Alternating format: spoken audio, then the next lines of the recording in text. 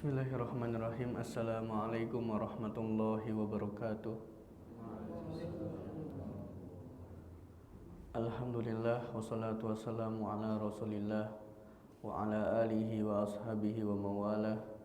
Asyhadu an la ilaha illallah wahdahu la syarikalah wa asyhadu anna Muhammadan abduhu wa rasuluh la nabiyya wa la rasula ba'dah. Para ikhwan dan akhwat yang dirahmati Allah Subhanahu wa taala. Taib, kita lanjutkan kajian dars ilmu waris kita. Pada pertemuan yang lalu kita sudah sempat membahas sedikit tentang saudara seibu, dan sebelumnya juga kita sudah sempat membahas tentang warisan seorang nenek. Nah, mungkin sedikit kita murojaah ya biar melekat ilmunya. Kemarin sudah kita sampaikan bahwasanya nenek jatahnya berapa? Berapa jatahnya nenek? 1/6 ya.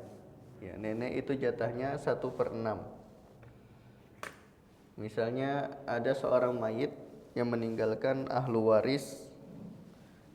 Yang pertama suami, kemudian yang kedua nenek, yang ketiga bapak.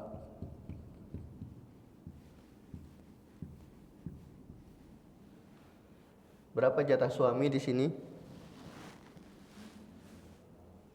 Dari kasus suami, nenek dan bapak, suami jatahnya 1/2 ya, setengah.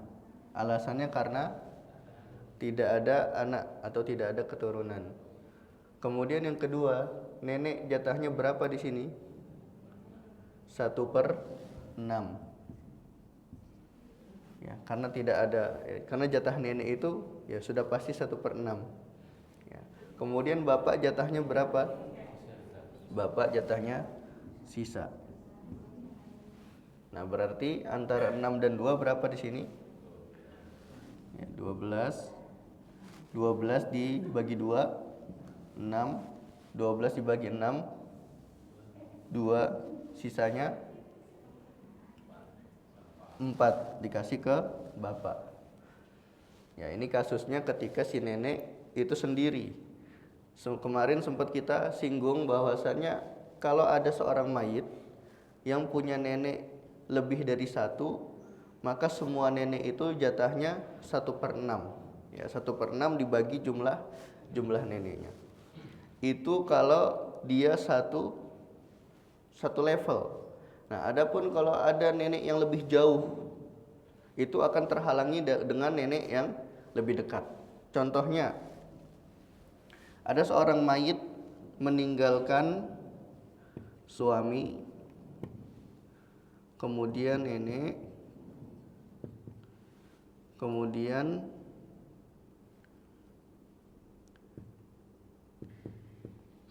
ibunya si nenek dan bapak.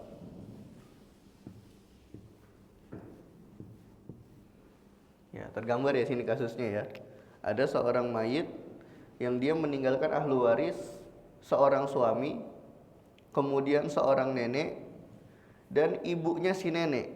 Ibunya si nenek kalau kita nisbatkan ke mayit kan berarti termasuk neneknya juga. Nah, tapi neneknya lebih jauh di sini. Nah, kemudian ada bapak. Maka di sini suami dapat jatah 1/2, kemudian nenek yang lebih dekat mendapat jatah 1/6. Adapun ibunya si nenek itu tidak dapat. Kenapa? Karena ada nenek yang lebih dekat. Ya, jadi nenek yang jauh itu dihalangi oleh nenek yang dekat. Kemudian si bapak dapat jatah sisa. Nah, maka nanti hasilnya sama seperti yang sebelumnya, karena ibunya si nenek di sini tidak mendapatkan waris sebab terhalang oleh siapa? Oleh nenek yang dekat. Ya. Kemudian contoh lain, di sini kita contohkan misalnya ada ibunya bapak, kemudian ibunya ibu, dan seorang istri.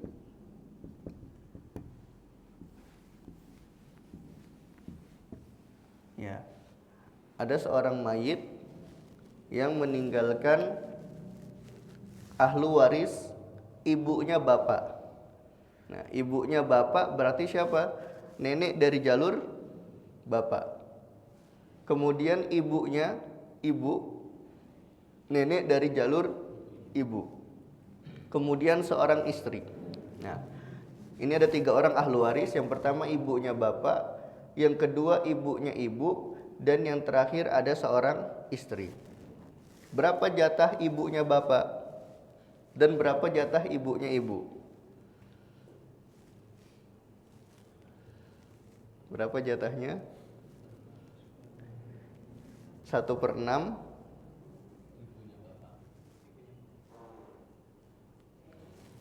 Ya, jadi 1/6 itu untuk mereka berdua.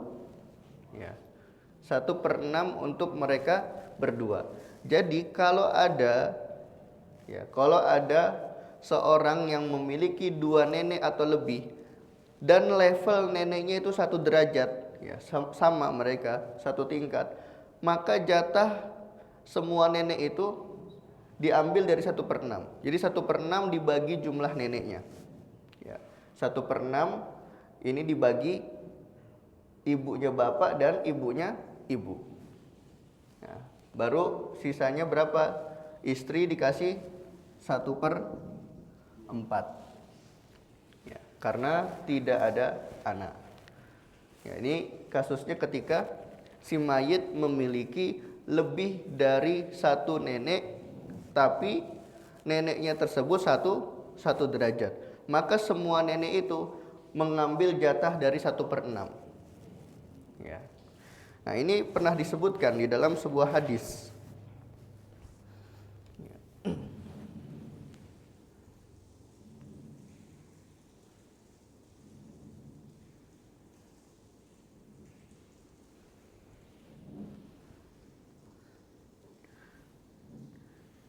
Ya, dalam sebuah hadis yang diriwayatkan dari Qabisah bin Abi Zu'aib.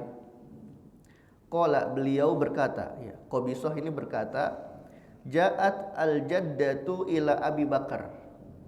Suatu ketika datang seorang nenek-nenek ke Abu Bakar As-Siddiq.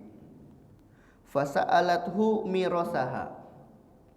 Yang mana seorang nenek itu meminta jatah warisnya.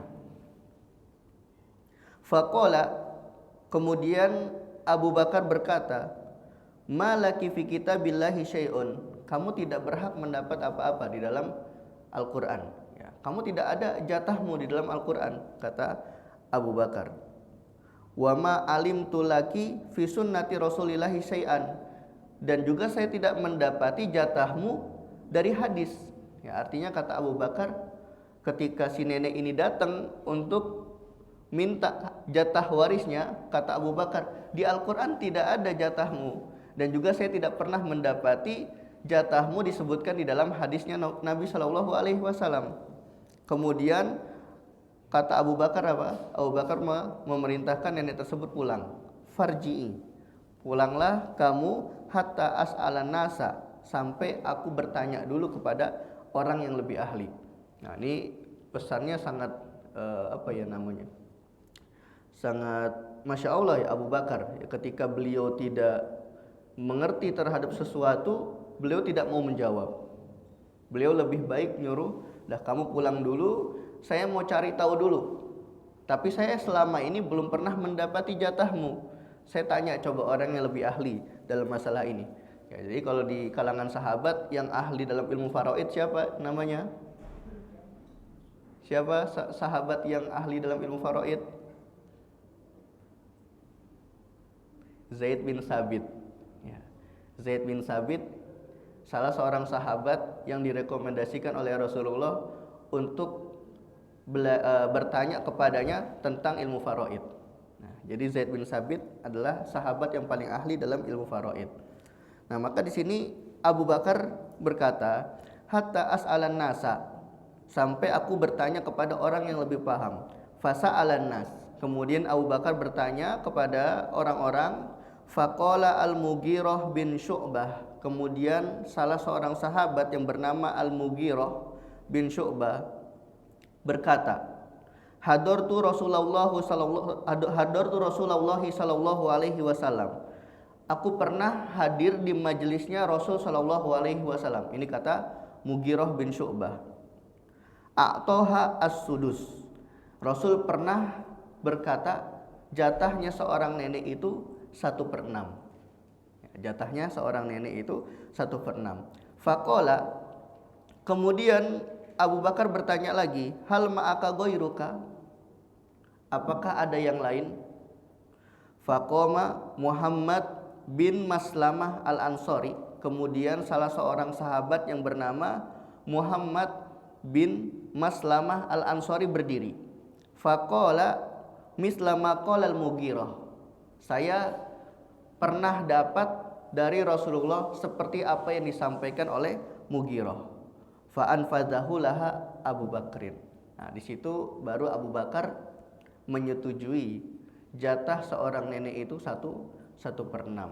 Nah, jadi di hadis ini bahwasannya pernah terjadi diskusi di antara sahabat. Nah, jadi dari hadis ini kita bisa simpulkan ya, ketika ada seorang ulama yang belum mendapati hadis atau mendapati dalil, itu adalah hal yang wajar. Ya, seorang Abu Bakar As-Siddiq saja, ya, seorang As-Siddiq yang kemana-mana bersama Rasulullah, ya, dipercaya oleh Rasulullah, itu ada hadis-hadis yang beliau terlewat darinya, seperti apa yang dikatakan oleh Al-Mughirah tadi, kemudian apa yang dikatakan oleh Muhammad bin Maslamah al-Ansari, yang mana kedua sahabat ini tahu tentang jatah seorang nenek, tapi Abu Bakar tidak. Dan ini bukan sebuah aib, tapi adalah kewajaran.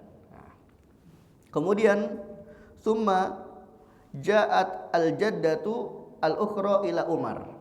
Nah, kemudian ada seorang nenek lain.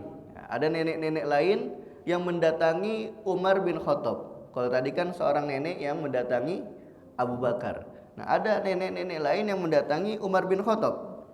Fasa'alat humirasaha. Sama. Dia bertanya dan meminta jatah warisannya. Faqala ma laki fi kitabillahi syai'un. Kata Umar juga sama, jatahmu tidak ada di dalam Al-Qur'an. Ya, jatahmu tidak ada di dalam Al-Qur'an. Walakin huwa zaka as-sudus. Akan tetapi Rasulullah pernah menyampaikan jatah kamu, ya, jatah kamu itu adalah 1/6. Fa ini jtama'tuma fahuwa bainakuma. Nah, ini perkataannya Umar. Umar mengatakan, kalau kalian berkumpul dalam satu permasalahan, maksudnya kalau ada dua nenek atau lebih berkumpul dalam satu permasalahan, kata Umar apa? Fahuwa bainakuma, yaitu 1/6 tadi itu untuk kamu berdua.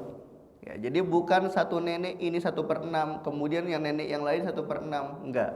Tapi 1/6 itu dibagi berapa jumlah neneknya. Wa ayyukuma khallat bihi fahuwa laha. Yang diriwayatkan oleh Imam Ibnu Majah, kemudian Tirmizi, dan disahihkan oleh Imam At-Tirmizi. Jadi kisah tadi itu hadis yang diriwayatkan oleh Imam Tirmizi, Ibnu Majah, Abu Dawud, kemudian disahihkan oleh Imam At-Tirmizi. Ya, ala kulli hal, hadis ini menjelaskan bahwasanya jatah seorang nenek itu 1/6, baik dia satu atau lebih. Ya, baik neneknya satu atau lebih. Nah, sekarang ada sebuah kasus. Ada sebuah kasus yang masih membahas tentang jatah warisan nenek.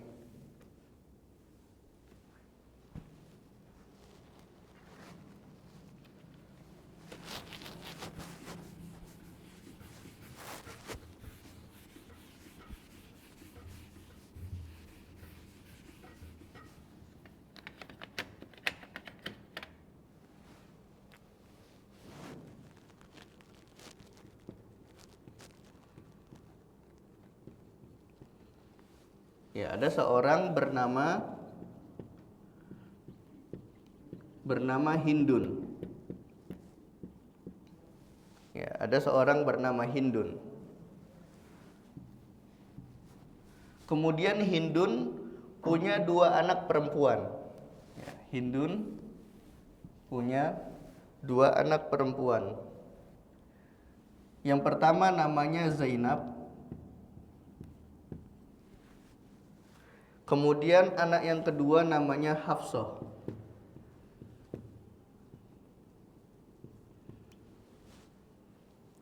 Kemudian Zainab menikah dengan seorang laki-laki bernama Ali. Ibunya Ali namanya Fatimah. Dari pernikahan Ali dan Zainab lahir seorang anak laki-laki bernama Muhammad.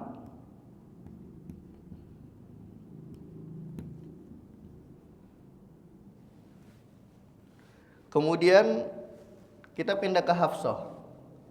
Hafsah menikah dengan seorang laki-laki, misalnya namanya Zaid. Lahirlah seorang anak perempuan yang namanya misalnya ya Aisyah misalnya. Nah, kemudian Aisyah dan Muhammad itu dinikahkan. Ya, berarti ini menikahi siapa? Sepupu ya, sepupu. Nikah dengan sepupu. Lahirlah seorang anak bernama Bakar.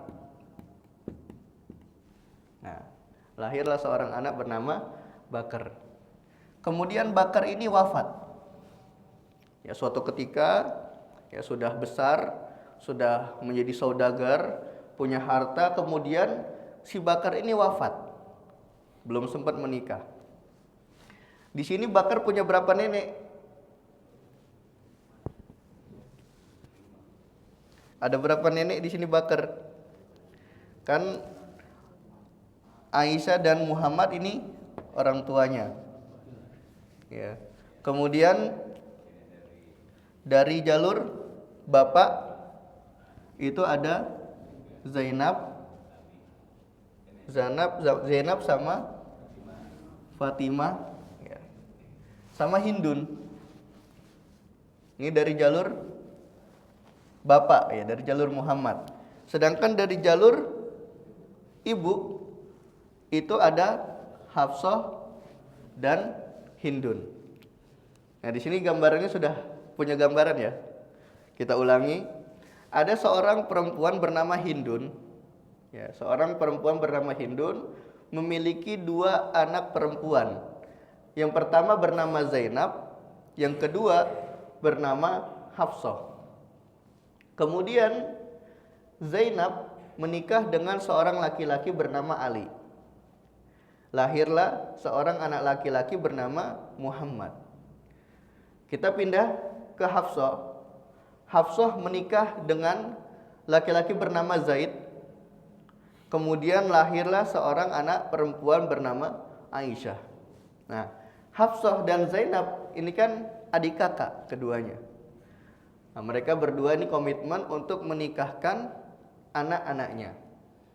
Nah, Muhammad yang merupakan anaknya Zainab dinikahkan dengan Aisyah yang anaknya Hafsah. Lahirlah seorang anak laki-laki bernama Bakar.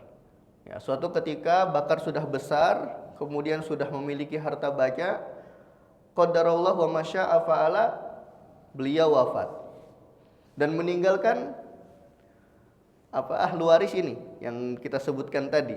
Ini semua ahli warisnya. Nah, di sini berarti di kasus Bakar ini termasuk salah satu contoh yang mana Bakar memiliki lebih dari satu nenek. Tapi ada yang lebih menarik di sini. Ya, yang lebih menariknya apa? Dari jalur bapak, Bakar punya nenek, ya, nenek apa namanya? Nenek yang di jalur bapak itu ada dua jalur. Ya. Nenek yang di jalur bapak itu ada dua jalur. Ya, kita coba lihat di sini. Yang pertama neneknya siapa? Bernama Zainab binti ya, Hindun. Ya. Berarti di sini ibu bapak. Ya. Neneknya yang pertama dari jalur bapak.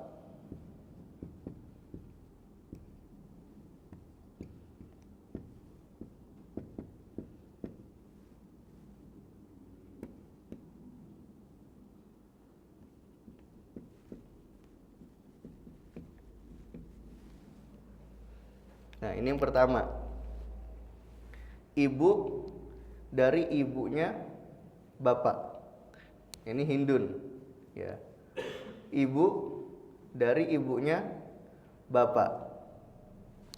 Kemudian di sini ada juga neneknya si Bakar, ibu dari ibunya ibu. Ya. Ibu dari ibunya ibu. Ini yang kedua.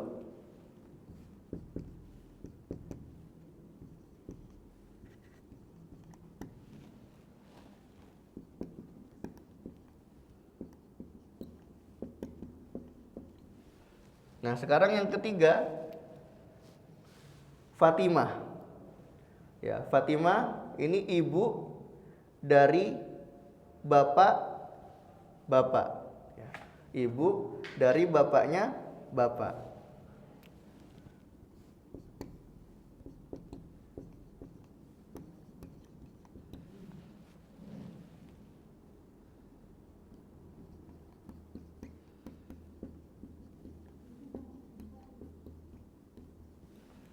Nah, sekarang kita di sini fokusnya antara Hindun dan Fatimah.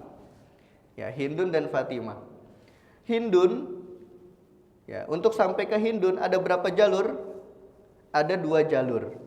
Ya, karena Hindun ini kalau kita nisbahkan ke si Bakar adalah ibu dari ibunya bapak. Ya, ibu dari ibu bapaknya si Bakar.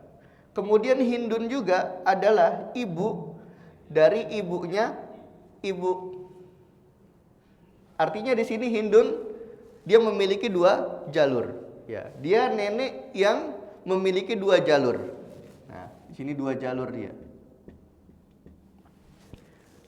Sedangkan Fatimah hanya punya satu jalur, yaitu ibu dari bapaknya bapak. Nah, terus apa yang menjadi perbedaan dari kasus ini? Tadi kan yang udah kita ketahui bahwasanya mau berapapun jumlah nenek, kalau ya mau berapapun jumlah nenek maka jatahnya tetap 1/6. Nah, di kasus ini itu berbeda. 1/6, ya, 1/6 jatah Hindun 2/3 dari 1/6. Sedangkan jatah Fatimah 1/3 dari 1/6. Kenapa? Karena Hindun adalah nenek yang memiliki dua jalur. Sedangkan Fatimah hanya punya satu jalur. Maka dari yang 1/6 ini Hindun mengambil 2/3-nya, kemudian Fatimah ngambil 1/3 dari 1/6 ini. Bisa dipahami ya perbedaannya ya. Nah, jadi kasus ini menceritakan bahwa kalau ada dua nenek, yang satu neneknya itu adalah nenek yang tersambung dengan dua jalur, dan yang satu neneknya lagi hanya satu jalur, maka yang dua jalur jatahnya 2/3 dari 1/6, sedangkan yang satu jalur mendapatkan 1/3 dari 1/6. Ya, ini dia perbedaan antara Hindun dan Fatimah. Ya, ya bisa dipahami? Iya.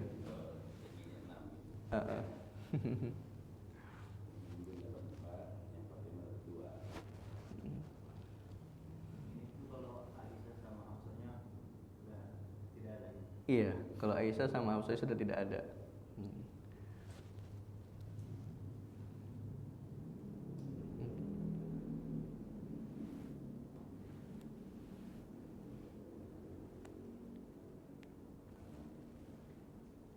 Ya boleh, silakan difoto dulu barangkali biar nanti bisa dicatat.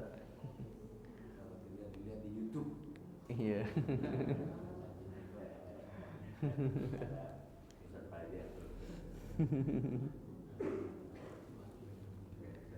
Atau masih ada yang belum paham ini? Bisa ditanyakan kalau belum paham. Silakan. Saya juga belum paham.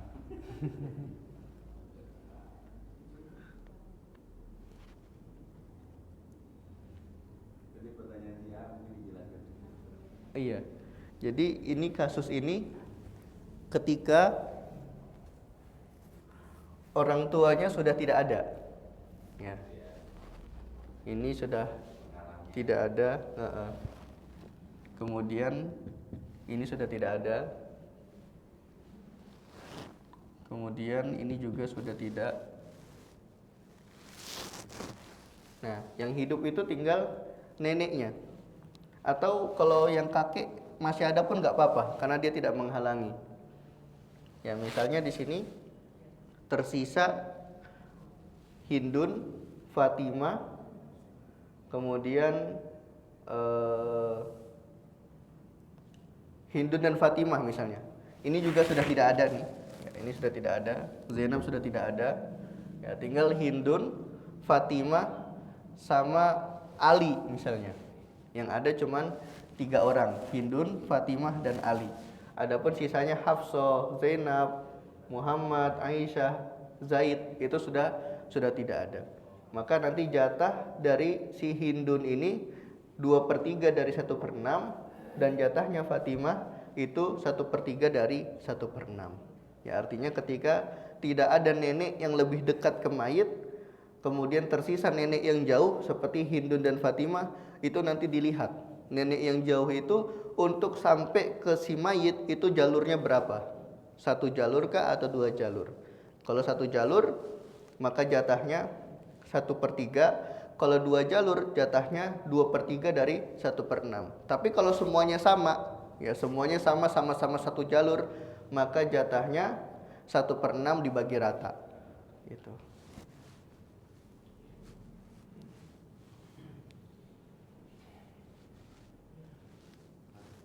Iya. Yang strip 3 itu maksudnya dikasih angka 1, 2, 3. Mm-mm. Di sana ditandai 1, 2, 3 itu yang mana? Oh iya. Ibu dari bapak. Ya, ibu dari bapak. Ini yang pertama, dia Hindun. Ibu dari bapak. Nah, ini Hindun. Kemudian yang kedua, ibu dari ibu itu juga Hindun.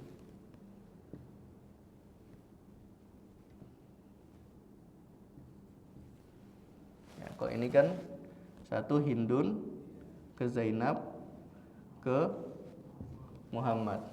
Kalau ini Hindun ke Hafsah ke Aisyah. Ya, makanya dibilang ibu dari ibunya si ibu.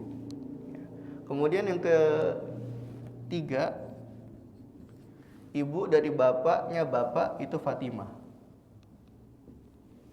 Ibu dari Ali itu dari bapaknya bapak. Ya, ibu dari bapaknya bapak. Yang ketiga.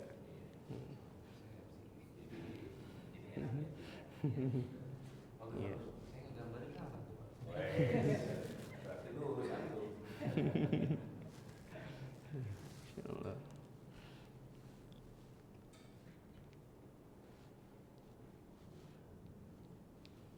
Ya, ada lagi yang perlu ditanyakan yang di papan tulis.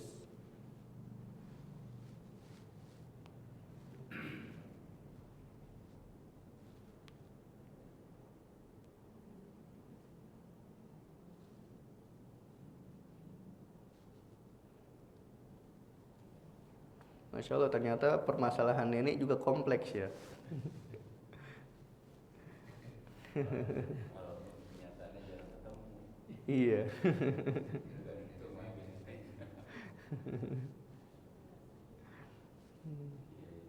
Cara hitungnya mesti mending dimisalkan ada semua gitu kan. Mm-mm. Kelihatan ini terhalang, ini enggak. Hmm. Jadi kasih silang-silang, ini udah nggak ada, ini nggak ada. Jadi biar jelas masih ada semua. Ini masih anggap aja ada semua. Gitu. Oh, iya. Yang ceritanya jadi sederhana jadinya. Kalau nanti dianggap semuanya ada, Hindun dan Fatimah nggak dapet. Iya. Iya, nanti fokusnya ke Hafsah dan Zainab. Karena Hafsah dan Zainab nenek yang lebih dekat ke mayit. Zainab tuh kenapa nggak termasuk dari ketiga itu? Zainab, Zainab sama Hafsah itu kan neneknya. iya, neneknya Bakar, tapi Zainab dan Hafsah sudah meninggal. Enggak, ini kriteria nomor 1, nomor 2, nomor 3 itu. Karena kita lagi ngebahas Hindun dan Fatimah. Kita ngebahas nenek yang jauh dulu nih, nenek yang jauh. Adapun Hafsah dan Zainab itu kasusnya sudah kita bahas yang tadi. Ya, kalau misalnya nih, kita misalkan Hindun dan Fatimah nggak ada, misalnya kita mau fokus ngebahas Hafsah dan Zainab, maka jatah Hafsah dan Zainab itu 1/6 dibagi rata, gitu. Nah, lebih mudah karena apa? Hafsah sama Zainab ini satu level, satu derajat. Nah, kalau kita bahas ke derajat yang lebih tinggi di atasnya, nah, contohnya seperti Hindun dan Fatimah. Nah, maka di sini disyaratkan tidak boleh ada nenek yang lebih dekat ke mayit. Karena kalau ada nenek yang lebih dekat ke mayit, nanti dia akan menghalangi nenek yang jauh mendapat warisan. Baik nenek yang jauh itu dari jalur ibu maupun dari jalur bapak, itu sama-sama terhalangi oleh siapa? Nenek yang lebih dekat. Nah, maka di sini kita gambarkan nama-nama ini kita sebutkan tapi kita silang. Tandanya apa? Sudah wafat. Tandanya sudah wafat, sudah tidak ada saat pembagian harta atau saat si Bakar ini meninggal. Ya, saat Bakar ini wafat, Hafsah, Zainab itu sudah tidak ada. Tapi apa? Orang tuanya Zainab dan Hafsah itu masih ada. Ya, orang tuanya Zainab dan Hafsah dan mertuanya Zainab juga masih ada. Nah, berarti kan di situ nenek bagi si Bakar. Nah, disitulah yang kita cari tahu berapa nih jatah keduanya. Apakah keduanya sama mendapatkan jatah 1/6 dibagi rata atau berbeda? Nah, ternyata para ulama meneliti dan didapati dari kasus Hindun dan Fatimah ini ada yang namanya nenek yang tersambung dengan 2 jalur dan ada nenek yang tersambung dengan 1 jalur. Dan akhirnya para ulama berijtihad bagi nenek yang tersambung dengan 2 jalur jatahnya 2/3 dari 1/6. Adapun nenek yang hanya tersambung dengan 1 jalur mendapat jatah 1/3 dari 1/6. Gitu.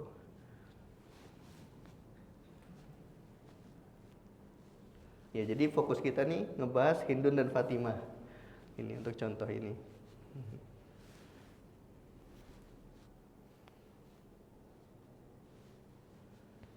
Tadi kan berdasarkan ijtihad ya. Iya. Kalau nas, kalau berdasarkan nas. Kalau nas belum ada. Kalau nas berarti nggak sampai ke situ. Nggak sampai ke situ. Cuma dianggap supaya ada pembagian hak ke nasab. Iya.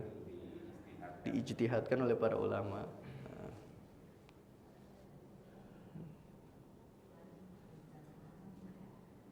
Dalam hukum seperti apa? Kalau ijtihad itu disepakati, tapi ada yang nggak mengamalkan gitu. Kalau ijtihad, jadi ijtihad itu ada yang sifatnya ijma, ada yang sifatnya itu pilihan. Kalau yang sifatnya ijma, maka kita harus menerima. Misalnya ini ijtihad dari sahabah. Ijtihad dari sahabah dan sahabah tidak ada yang mengingkari dari ijtihad salah seorang sahabah, maka itu dihukumi sebagai ijma sukuti. Artinya kalau sudah ijma statusnya, kita tidak boleh mengingkari apa yang sudah diijtihadkan oleh para sahabah. Adapun kalau ijtihad individu nih, kayak kita hari ini, ya kita hari ini misalnya juga kayak contohnya yang banyak menggunakan ijtihad itu organisasi-organisasi seperti Muhammadiyah, ya, itu kan mentarjih, berijtihad. Nah, ijtihad yang dihasilkan itu sifatnya tidak mengikat, sifatnya tidak wajib. Artinya kita masih boleh berselisih di sana. Yang tidak boleh diperselisihkan itu kalau ijtihadnya sifatnya sudah ijma, sudah kesepakatan sahabah, atau ada sahabah yang memberikan fatwa dan tidak ada satu sahabah pun yang mengingkari, maka statusnya nanti ijma sukuti dan kita harus mengikuti apa yang sudah disepakati tersebut. Ya.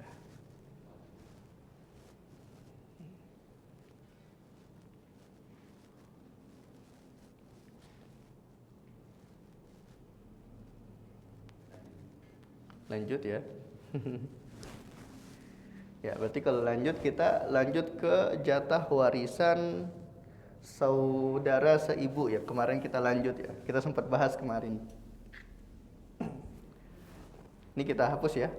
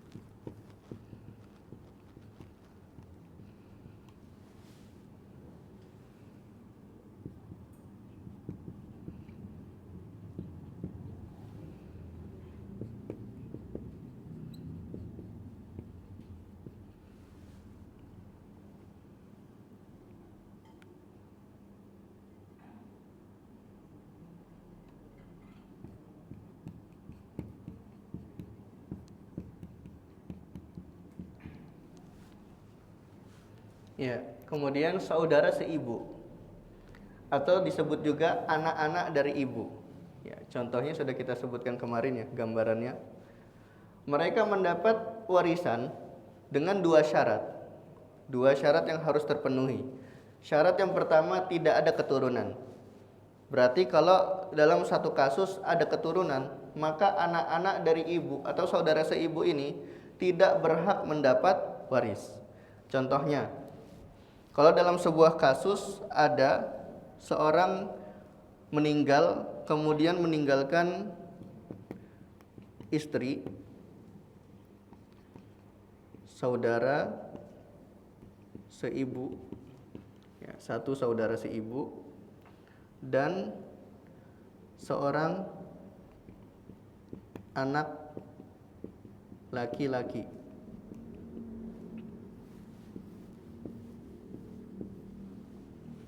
Berapa jatah istri di sini? Istri jatahnya? Ada anak laki-laki, berapa jatah istri? 1/8. Ya, istri 1/8. Kemudian satu anak laki-lakinya berapa? 2 kali bagi. Sisa. Ya, karena anak laki-laki jatahnya sisa, asobah. Dia tidak ada jatah.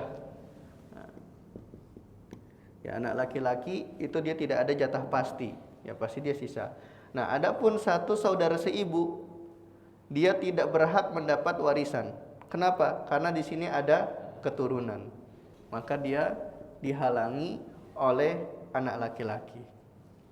Maka di sini permasalahannya dari 8 karena hanya ada 8. 8 dibagi 8, 1, sisanya 7 dikasih ke anak laki-laki. Adapun satu saudara seibu tidak mendapatkan jatah waris. Ya. Bisa dipahami ya di sini ya. Kasus yang pertama, ketika dalam sebuah kasus permasalahan ada satu saudara seibu dan di sana juga ada keturunan, yaitu anak laki-laki dari si mayit. Maka saudara seibu ini tidak berhak mendapat jatah warisan. Kemudian yang kedua, syarat yang kedua tidak boleh ada bapak atau kakek atau ke atas terus. Itu tidak boleh. Karena kalau ada nanti dia juga menghalangi si saudara seibu ini dari mendapatkan jatah waris. Contohnya dalam sebuah kasus ada seorang yang meninggal kemudian meninggalkan seorang suami, kemudian satu saudara seibu dan bapak.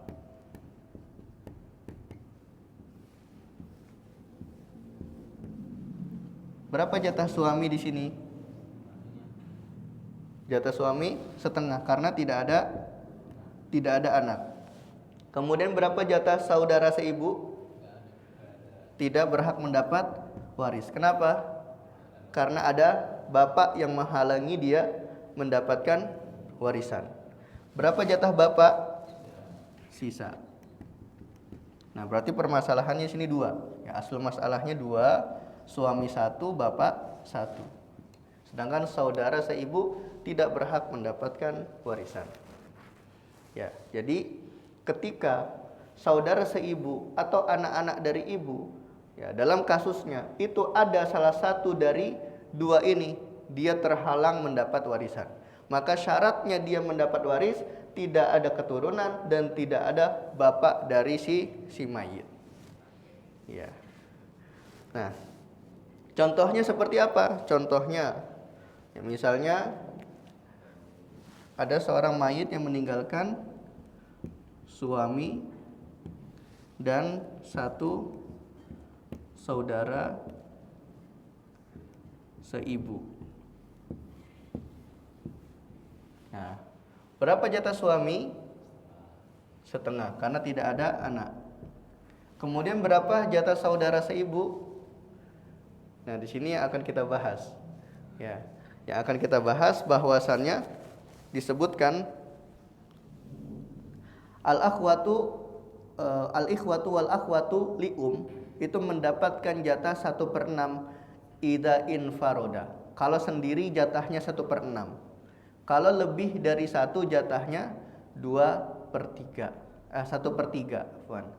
Ya, kalau dia sendiri jatahnya 1/6, kalau dia lebih dari 1 jatahnya 1/3.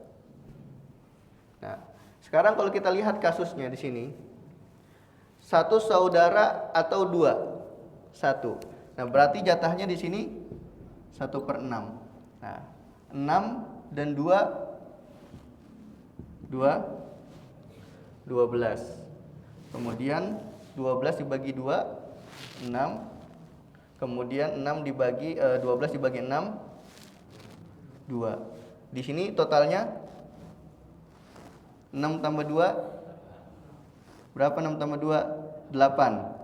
Nah, lebih kecil. Nah, itu nanti ada permasalahan. Maka kita coret di sini, kita ganti 8.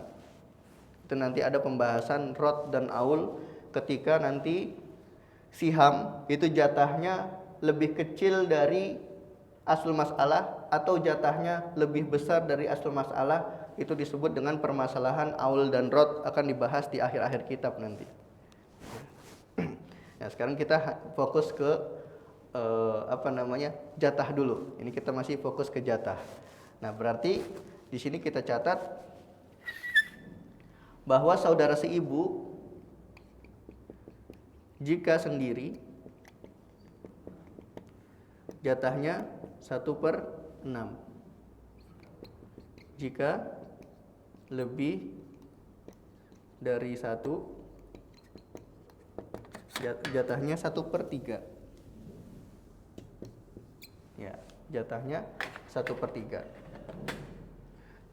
Ya, kita kasih contoh yang lebih dari satu. Ada seorang mayit ya meninggalkan sama di sini, kita anggap sama suami, kemudian satu saudara seibu, kemudian satu saudari seibu. Nah, berarti kan ada dua nih, dua saudara seibu di sini. Yang satunya cowok, yang satunya cewek. Berapa jatah suami? 1/2, karena tidak ada anak. Kemudian berapa jatah satu saudara seibu dan berapa jatah satu saudari seibu? Jatahnya 1/3 untuk mereka berdua. Nah, dan di sini ya, di sini itu kasusnya berbeda dengan di permasalahan-permasalahan lain.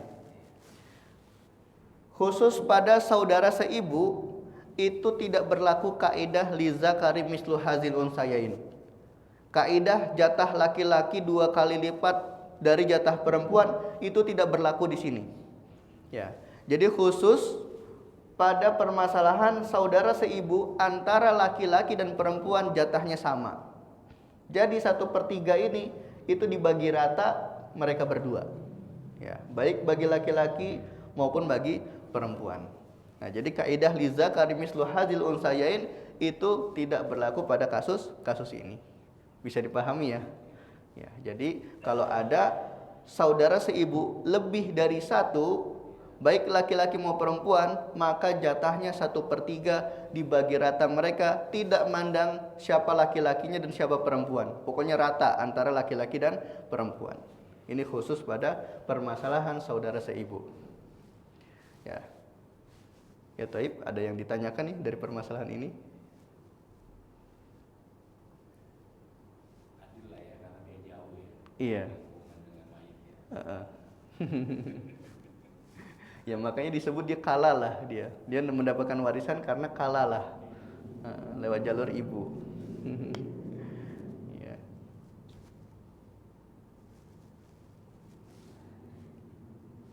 Ya insya Allah nih contoh-contoh ini mewakili dari syarat kemudian dari jatah. Kalau contoh yang pertama tadi yang 1/6 itu sudah disebutkan, tinggal dihapus aja satu saudari seibunya, maka jatah si saudara seibu itu 1/6. Nah ini contoh apabila ada satu anak laki-laki, itu ada keturunan, maka tidak mendapatkan warisan terhalang oleh anak laki-laki. Ini contoh apabila dalam permasalahan ada bapak, yang mana bapak ini juga menghalangi dari saudara seibu itu mendapatkan warisan. Nah ini contoh dari saudara seibu yang lebih dari satu. Apabila dia lebih dari satu, baik laki-laki maupun perempuan, maka jatahnya 1/3 dibagi rata, tidak mengambil kaidah lizakari mislu hadzil unsayain. Artinya laki-laki dan perempuan di sini jatahnya sama. Ya. Mungkin ada yang ingin ditanyakan, ikhwas sekalian.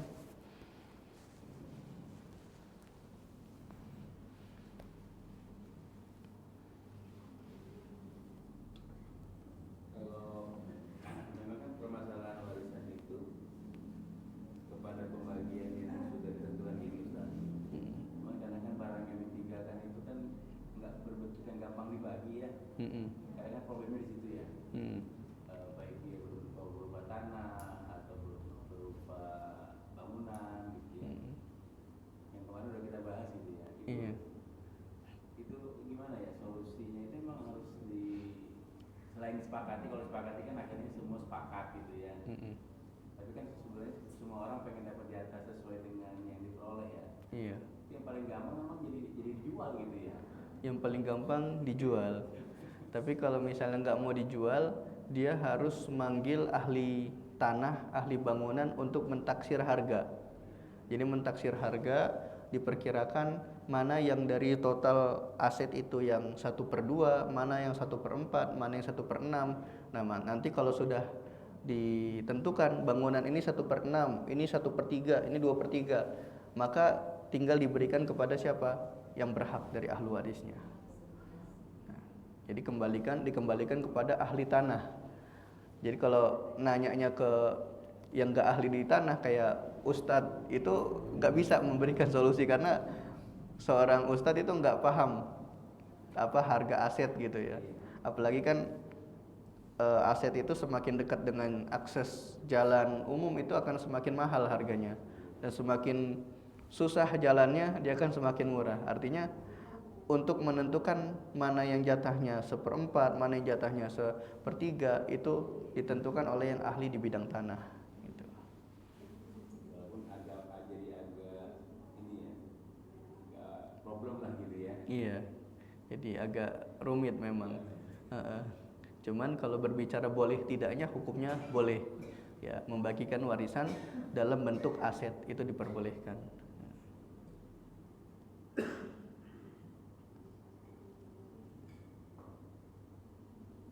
Sebaiknya warisan itu dibagikan segera atau bisa seorang suami meninggalkan istri sama anak, tapi masih ada ibu gitu. Maksudnya masih ada istri. Iya. Kebanyakan kita kan nunggu ibunya kerja dulu gitu. Iya. Sebaiknya itu dibagikan atau bisa begitu? Ya kalau di dalam syariat itu afdolnya langsung dibagikan. Jadi ketika si bapak wafat, meskipun masih ada ibu, itu langsung dibagi jatah ibu 1/8, kemudian tinggal dilihat total anak-anaknya. Nah sisa hartanya itu diberikan ke si anak, karena nanti akan ada problem ketika tidak dibagikan. Iya. Nah itu nanti masuk ke dalam permasalahan munasakhot. Permasalahan munasakhot itu ketika ada harta peninggalan yang belum sempat dibagi, kemudian ahli warisnya sudah meninggal. Nah itu iya, padahal sudah punya hak. Kayak contohnya di sini ibu di sini kan dia punya hak dari harta si bapak, yaitu totalnya 1/8. Kemudian si ibu meninggal. Nah berarti kan jatah harta si bapak itu harus diberikan ke si ibu dulu tuh 1/8. Nah kemudian 1/8 itu dijadikan warisan lagi ke anak-anaknya. Nah si anak-anak juga punya hak dari harta peninggalan si bapak. Jadi jangan sampai nanti ada terjadi kezaliman di sana. Ya mentang-mentang harta semua dipegang ibu, akhirnya apa? Jatah si anak yang harusnya dia dapat dari bapak itu nggak dapat, hanya dapat dari satu jalur saja, hanya dapat dari ibu saja, karena yang megang semuanya ibu. Nah maka dari itu sebenarnya afdolnya ya syariat itu memerintahkan kita untuk menyegerakan pembagian warisan. Sebabnya apa? Karena di antara harta-harta peninggalan itu ada hak-hak yang perlu ditunaikan. Dan Islam menyebutkan wala ta'kulu amwalakum bil batil. Janganlah kalian memakan harta-harta kalian dengan cara yang batil. Nah, di antaranya ketika harta warisan itu dibagi tidak pada waktu yang tepat atau tidak sesuai dengan syariat. Nah, di sana ada jatah-jatah yang batil yang dimakan oleh saudara-saudara kita. Sedangkan kita kan diperintahkan ku anfusakum wa ahlikum naro. Jagalah keluarga kalian dari api neraka. Nah, maka gimana caranya? Ya di antaranya dengan menghindari mereka dari makanan-makanan yang haram, dari harta-harta yang batil. Ya seperti itu. Permasalahannya banyak yang menarik kita ya. Iya. Jangan biasa ya. Iya, karena memang seperti yang pernah saya sampaikan di awal-awal kajian warisan, di akhir zaman ini ilmu waris itu sudah mulai terangkat, sudah mulai terkikis, dan sudah mulai tidak diamalkan oleh banyak masyarakat. Dan itu sudah diwanti-wanti oleh Nabi. Yaitu Nabi Muhammad pernah mengatakan nanti ilmu pertama yang akan diangkat dari umatku adalah ilmu waris. Sampai akhirnya nanti akan terjadi pertentangan, percekcokan tentang masalah warisan, bahkan ada yang sampai saling membunuh, itu disebabkan karena waris. Dan ketika pada saat itu nanti tidak ada lagi ulama yang dia bisa memfatwakan permasalahan warisan. Nah ini memang sudah diwanti-wanti oleh Nabi Muhammad. Ya, ilmu waris itu ilmu yang pertama nanti diangkat di akhir zaman. Nah, coba kita lihat hari ini banyaknya para ustadz itu fokus pada apa? Perdebatan-perdebatan klasik yang sudah selesai pada masa lalu. Nah, coba ilmu-ilmu yang sifatnya seperti ilmu waris itu jarang sekali yang membahas. Ya, maka dari itu kenapa di sini saya membuka kajian waris? Di antaranya sebagai bentuk kita melestarikan dan menjaga ilmu ini, ya kita wariskan kepada anak-anak kita. Gak masalah di masyarakat mungkin dianggap sebagai hal yang tabu ngebahas warisan, tapi dalam syariat ini adalah sebuah kewajiban. Nah, jadi ketika kita melihat banyak yang sudah tidak memperdulikan hak-hak waris sesuai dengan syariat, kenapa? Yaitu kita sudah maklum karena memang sudah dikatakan oleh Rasul yang pertama kali nanti diangkat di akhir zaman adalah permasalahan warisan. Ya, Allahu a'lam bishawab.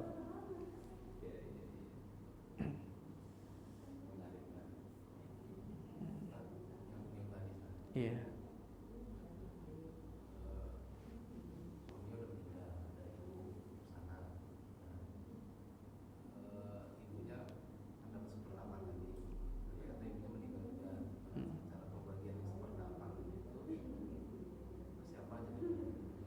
Berarti yang 1/8 itu dibagi ke anak-anaknya lagi. Anak-anaknya aja. Maksudnya gimana? Kalau misalnya masih ada, dia akan terhalang oleh si anak. Nah, jadi si anak itu nanti yang menghalangi jatah bapaknya si ibu atau jatah kalau bapak itu masih dapat ya, kayak yang kita sudah bahas kemarin itu ya 1/3 dapatnya jatahnya si bapak. Kalau ada anak laki-laki dia jatahnya 1/3 saja. Kalau ada anak perempuan jatahnya 1/3 plus sisa. Nah, itu jatah bapak itu masih ada. Tapi kalau saudara ke samping ya, kayak saudara kandung, habis itu saudara sebapak atau saudara seibu, itu semua sudah terhalang karena adanya si anak. Gitu. Ya, jadi kita kasih contoh ya, misalnya kita kasih contoh ada seorang, misalnya ada seorang suami meninggal. Ya, seorang suami meninggalkan siapa? Istri dan anak-anak. Nah, ini anak-anak di sini kita campur aja ya, mau laki-laki ataupun perempuan untuk mempermudah. Nah, jatah ibu di sini kan 1/8. Nah, ternyata qadarullah si ibunya juga wafat, meninggal. Nah, 1/8 ini jaraknya sejam. Iya. Misalnya ya qadarullah kayak qadarullah kecelakaan, kita kan nggak tahu ya. Nah, si suami itu mewarisi si istri yang masih hidup, misalnya dalam 1 jam itu 1/8. Dapat dulu 1/8, kemudian suami si anak-anak mendapatkan jatah sisa, dapat jatah sisa. Iya. Nah, kemudian jarak 1 jam si istri meninggal lagi. Nah, maka yang 1/8 ini bagi ke siapa? Ke anak-anaknya lagi. Jadi 1/8 itu dikasih ke anak-anaknya lagi, ditambah dengan harta penghasilan si istri. Misalnya si istri punya penghasilan tetap, ya, misalnya dari pekerjaan sebelumnya. Nah, maka dari 1/8 ini ditambah harta milik istri pribadi, itu juga diwariskan kepada anak-anaknya. Adapun kalau si istri itu punya saudara, maka saudara itu terhalang oleh anak. Ya, saudara itu terhalang oleh anak. Tapi kalau si istri punya bapak, tetap dapat. Ya, tinggal nanti dilihat di sini anak-anaknya, ada anak laki-laki enggak? Kalau ada anak laki-laki, maka si bapak jatahnya 1/3 saja, tidak ada 1/3 sisa. Ya, tidak ada 1/3 plus sisa. Itu kalau anak-anaknya perempuan semua, baru dapatnya 1/3 plus sisa. Tapi kalau di sini kan kita lihat di sini asobah, artinya menandakan anak-anaknya ada laki-laki dan ada perempuan. Jadi anak perempuan itu ketika bertemu anak laki-laki jatahnya jadi sisa, jadi asobah. Nah, jadi seperti itu. Ya. Begitupun paman terhalang karena ada anak. kemudian saudara itu terhalang kecuali bapak. Ya, tadi bapak tetap mendapatkan jatah warisannya. Ya.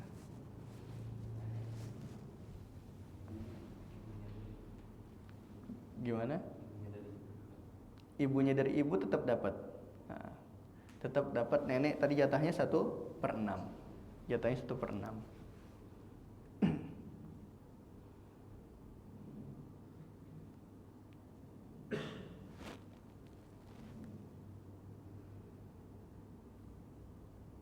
Enggak, Pak. Saya nggak paham. Ya. Kalau anak angkat ada jatah. Enggak ada. Jadi anak angkat tidak berhak mendapatkan jatah warisan. Kalau anak angkatnya disusui sebelum 2 tahun. Ya, kalau anak angkat yang Sesuai. sesusuan itu juga diperselisihkan oleh ulama. Ya. Ada yang mengatakan dia tidak mendapatkan harta warisan, ada juga yang dia mendapatkan jatah karena dianggap sebagai anak sepersusu. Ya. Tapi kalau anak angkat yang sudah besar, itu ulama sepakat tidak ada hak warisan baginya. Karena kan banyak nih kasusnya sekarang ya, juga seperti itu ya, sudah besar dianggap sebagai anak angkat, kemudian nanti diwariskan hartanya. Nah, itu tidak diperbolehkan. Adapun hibah itu boleh. Ya, kalau statusnya hibah itu boleh, atau statusnya wasiat itu boleh. Tapi kalau untuk dikatakan sebagai waris itu nggak boleh. Atau kalau anaknya kemudian murtad ya, putus ya. Iya. Anak yang murtad sekalipun anak kandung itu juga tidak berhak mendapatkan warisan. Ya. Ada lagi yang lain yang ingin ditanyakan? Ibu ada? Ibu. Tadi anak yang murtad tapi di hukum negara sendiri. Gimana? Anak Yang tadi kan katanya kalau anak kandung murtad nggak dapat. Kan dalam kenegaraan itu di hukumnya ada nggak? di Di hukum negara. di hukum negara pun sama. Sama juga ada. Sama, nggak boleh, nggak berhak mendapat warisan. Jadi dalam Kementerian Agama juga, ya, Pengadilan Agama itu dalam peraturan agama Islam itu sudah ditetapkan beda agama dia tidak berhak mendapatkan warisan.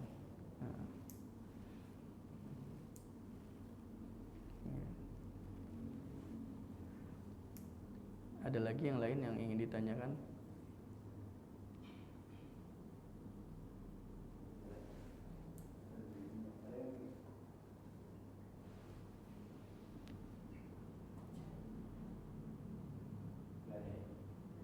Cukup ya.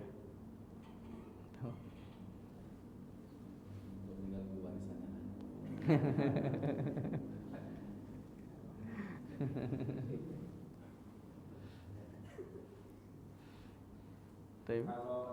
Kalau tadi kan Ustaz, kalau seandainya ayahnya itu ada artinya orang tuanya itu yang berbeda agama, kemudian anaknya beragama Islam. Anak ini dengan apa yang ditinggalkan oleh ayah yang beda agama, secara hukum juga terputus, nggak ada hak. Dalam masalah ini diperdebatkan juga oleh ulama. Ya, kita sempat membahas tuh, apakah anak yang muslim berhak mendapatkan harta warisan dari orang tua yang non muslim? Maka ulama pun berselisih. Ya, seperti kayak Syekh Ibnu Utsaimin menganggap tidak mendapatkan harta warisan berdasarkan hadis, ya, tidak mewarisi muslim kepada orang kafir, dan juga sebaliknya orang kafir tidak mewarisi orang yang muslim. Nah, itu pendapat yang dipilih oleh Syekh Ibnu Utsaimin. Adapun sebagian ulama lain itu menganggap boleh karena mulianya agama Islam sehingga dia juga berhak mendapatkan warisan sekalipun orang tuanya kafir. Jadi ala kulli hal ada perbedaan pendapat, ya, tapi kita lebih aman mengambil pendapat yang pertama tadi, yaitu pendapat yang dipilih oleh Syekh Ibnu Utsaimin bahwasanya anak yang muslim tidak berhak mendapatkan harta warisan dari orang tua yang kafir. Gitu.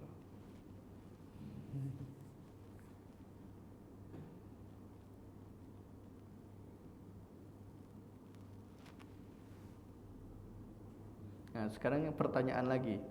Bagaimana misalnya ada seorang yang udah sakit-sakitan nih, seorang laki-laki sakit-sakitan. Kemudian ada seorang istri. Nah, orang yang sakit ini otomatis kan kalau sudah cerai kan nggak dapat warisan.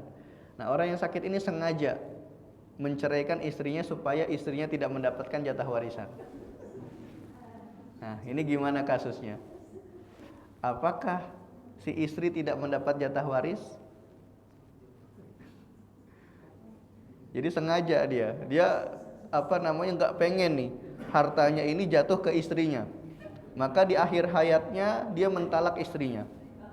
Nah, sampai akhirnya istri tersebut tidak berhak mendapatkan warisan. Apakah betul istrinya tidak mendapatkan warisan?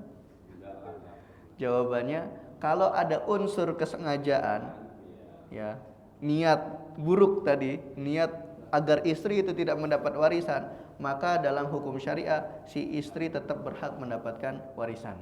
Nah, itu kalau niatnya seperti itu. Ya. Tapi kalau tidak ada niat itu, maka akan terputus hak warisan si istri. Gitu. Walaupun niat buruk nggak ketahuan ya. Iya, walaupun nggak ketahuan. Iya.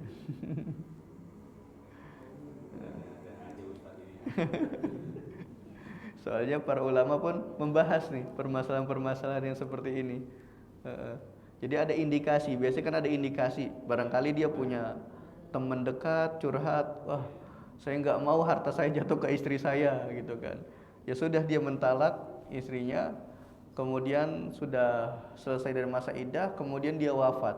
Nah, berarti kan kalau kita berbicara secara zahir, istrinya tidak berhak mendapatkan warisan. Ternyata temannya tadi itu menjadi saksi. Ceritalah bahwasanya si mayit ini itu sengaja mentalak istrinya supaya dengan niat istrinya itu biar nggak dapat warisan. Nah, maka di sini hakim harus bertindak. Nah, maka hakim memutuskan si istri tetap berhak mendapatkan jatah warisan. Karena kan kalau zaman dulu kan semua ditentukan oleh hakim, ya, oleh qadhi. Nah, apakah si perempuan ini berhak mendapatkan warisan, wahai hakim? Nah, nanti hakim itu mencari saksi-saksi. Nah, kalau sudah dapat ternyata ada saksi yang mengatakan si suami sengaja mentalak dengan niat biar si istri tidak mendapatkan warisan, maka langsung hakim itu mengambil keputusan kamu tetap berhak mendapatkan warisan. Ya, jadi seperti itu.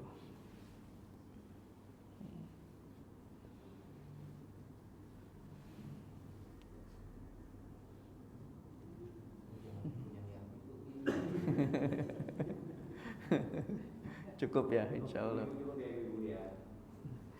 Ya, insya Allah kita lanjutkan pertemuan selanjutnya. Semoga bermanfaat. Kita akhiri dengan hamdalah, alhamdulillahirabbil alamin, wal asri innal insana lafi khusr illal ladzina amanu wa amilus solihati wa tawassaw bil haqqi wa tawassaw bis sabr. Selanjutnya saya kembalikan kepada MC. Jazakumullah khairan wa barakallahu fikum. Assalamualaikum warahmatullahi wabarakatuh.